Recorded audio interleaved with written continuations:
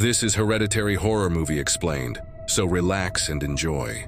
It's a quiet night as Peter drives his car, tense and filled with dread. In the back seat is his younger sister Charlie, gasping for air, her face swelling from an allergic reaction after eating nuts at a party. Peter's hands grip the steering wheel tightly as he speeds down the empty road, frantically searching for help. The sound of Charlie wheezing fills the air, and you can feel the suffocating panic. Charlie begins to claw at her throat, desperate for relief, and then, in a moment of desperation, she rolls down the window and sticks her head out to try and breathe. Peter glances at her through the rearview mirror, his face frozen in fear and guilt. He presses the gas pedal harder, racing to get her to safety. The car hurtles forward in the dark, with the haunting sound of her gasps growing louder. Then it happens. Out of nowhere, a dead deer appears on the road.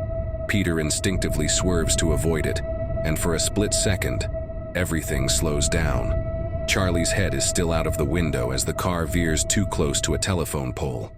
A sickening thud breaks the tension and suddenly silence. The car comes to an abrupt stop.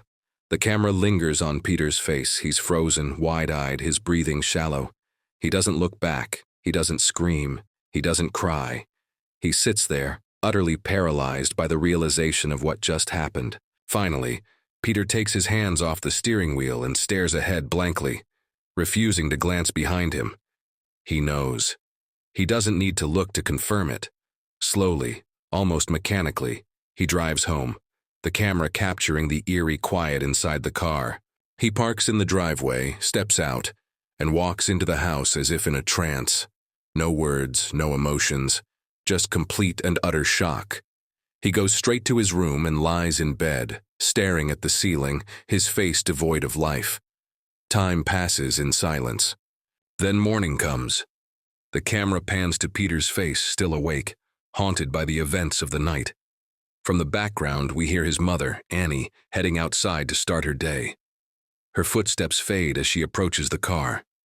Then it happens. A piercing, gut-wrenching scream that shatters the silence. Annie has found Charlie's lifeless body, still sitting in the back seat.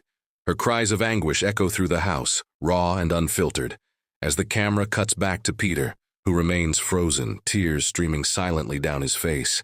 This moment isn't just a shocking twist. It's the emotional core of Hereditary.